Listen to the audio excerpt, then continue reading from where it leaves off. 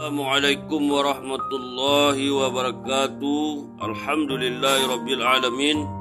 Allahumma salli ala sayyidina Muhammad wa ala ali sayyidina Muhammad.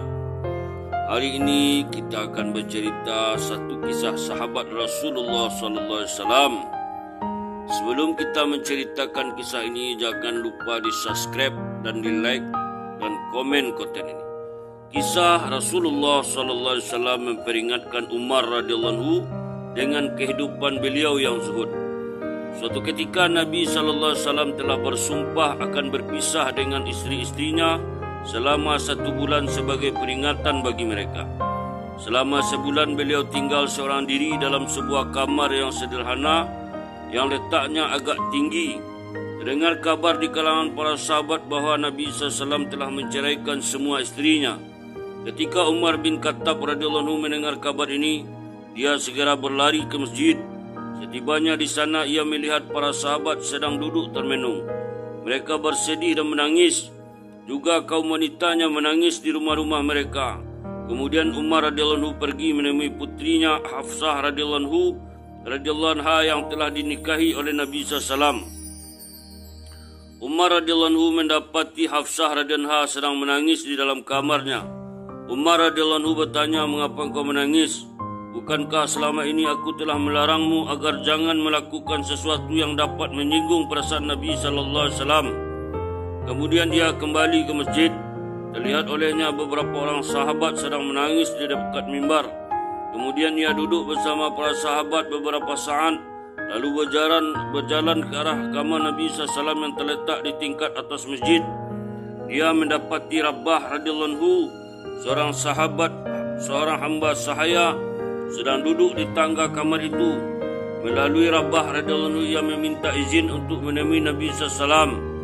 Rabah radhiyallahu anhu pergi menjumpai Nabi sallallahu alaihi wasallam, kemudian kembali dan memberitahukan bahawa ia telah menyampaikan keinginannya. Namun Rasulullah sallallahu alaihi wasallam hanya diam tanpa menjawab pertanyaannya. Permintaannya untuk menjumpai Nabi sallallahu alaihi wasallam diulang beberapa kali. Hingga yang ketiga kalinya barulah Nabi sallallahu alaihi wasallam mengizinkan naik. Ketika Umar radhiyallahu anhu masuk, ia menjumpai Nabi sallallahu alaihi wasallam sedang berbaring di atas selai tikar yang terbuat dari pelepah daun kurma. Sehingga di badan Nabi sallallahu alaihi wasallam yang putih, bersih dan indah itu terlihat jelas bekas-bekas daun kurma. Di tempat kepala beliau ada sebuah bantal yang terbuat dari kulit binatang yang dipenuhi oleh daun dan kulit pohon kurma. Umar radhiyallahu anhu bercerita, "Aku mengucapkan salam kepada beliau, kemudian bertanya, 'Apakah engkau telah mencerai istri-istri engkau?' Nabi SAW menjawab, 'Tidak.' Aku merasa sedikit lega. Sambil bercanda aku mengarahkan, 'Ya Rasulullah, kita adalah kaum Quraisy yang selamanya telah menguasai wanita-wanita kita. Tetapi setelah kita hijrah ke Madinah, keadaannya sungguh berbeda dengan orang-orang Ansar. Mereka dikuasai oleh wanita-wanita mereka sehingga wanita-wanita kita terpengaruh dengan kebiasaan mereka.' Nabi SAW tersenyum mendengar perkataan aku. Aku memperhatikan keadaan kamar Nabi SAW. Terlihat 3 lembar kulit binatang yang telah disamak dan sedikit gandum di sudut kamar itu. Selain itu tidak terdapat apapun. Aku menangis melihat keadaan itu. Rasulullah SAW bertanya, 'Mengapa engkau menangis?' Aku menjawab, 'Bagaimana aku tidak menangis, ya Rasulullah? Aku sedih melihat bekas tanda tikar yang engkau tiduri di badan engkau yang mulia. Dan aku prihatin melihat keadaan kamar ini. Ya Rasulullah, berdoalah semoga Allah mengaruniakan kepada Tuhan bekal yang lebih banyak. Orang-orang Persia dan Romawi yang tidak beragama dan tidak menyembah Allah, tetapi raja mereka hidup mewah. Mereka hidup dikelilingi taman yang di tengahnya mengalir sungai. Sedangkan engkau adalah pesuruh Allah, tetapi engkau hidup dalam keadaan miskin.' Ketika aku berkata demikian, Rasulullah SAW sedang bersandar di bantalnya. Beliau bangun lalu berkata, 'Wahai Umar, sepertinya engkau masih ragu mengenai hal ini. Dengarlah, kenikmatan di alam akhirat nanti jauh lebih baik daripada kesenangan hidup dan kemewahan di dunia ini. Jika engkau orang-orang kafir itu dapat hidup mewah di dunia ini, kita pun akan memperoleh segala kenikmatan itu di akhirat nanti. Di sana kita akan mendapatkan segala-galanya. Mendengar sabda Nabi sallallahu alaihi wasallam, itu aku merasa menyesal lalu berkata, ya Rasulullah, mohon ampunlah kepada Allah untuk aku. Aku telah bersalah dan dalam hal ini. Hikmah, Rasulullah SAW adalah pemimpin agama dan dunia, sekaligus kekasih Allah Subhanahu wa Ta'ala. Namun beliau tidur di atas selai tikar yang tidak dilapisi apapun, sehingga menimbulkan goresan bekas tidur tikar itu di badannya.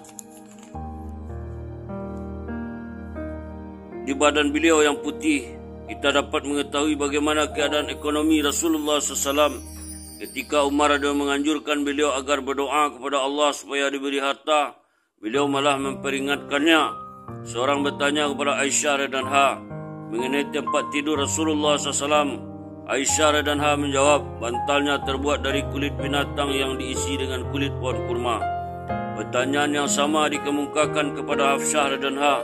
Dia menjawab, tikarnya terbuat dari selai kain yang dilipat dua. Pada suatu hari untuk memberi kenyamanan pada Nabi SAW, aku telah menghamparkan kain itu berlipat 4. Keesokan harinya Nabi bertanya, apakah yang telah engkau hamparkan untukku tidur tadi malam sehingga merasa lebih empuk? Aku menjawab, kain yang sama, tetapi aku melipat 4 lipatan. Beliau SAW bersabda, lipatlah seperti semula. Kenyamanan seperti tadi malam akan menghalangi solat tahajudku. Keadaan kita saat ini selalu ingin tidur nyaman di atas kasur yang empuk. Lihatlah Rasulullah SAW. Padahal Allah SWT pernah menawarkan harta kekayaan yang banyak kepada beliau. Namun beliau menolaknya. Beliau tidak pernah mengeluh sedikit pun. Alhamdulillah, itulah satu kisah Rasulullah SAW. Semoga menjadi itibak pelajaran bagi kita. Jangan lupa di subscribe dan like dan komen konten ini. Kita tutup cerita dengan doa kepada majelis. Subhanallah wa bihamdihi. Subhanallah wa bihamdika asyhadu an la ilaha illa anta astaghfiruka wa atubu ilaik. Assalamualaikum warahmatullahi wabarakatuh.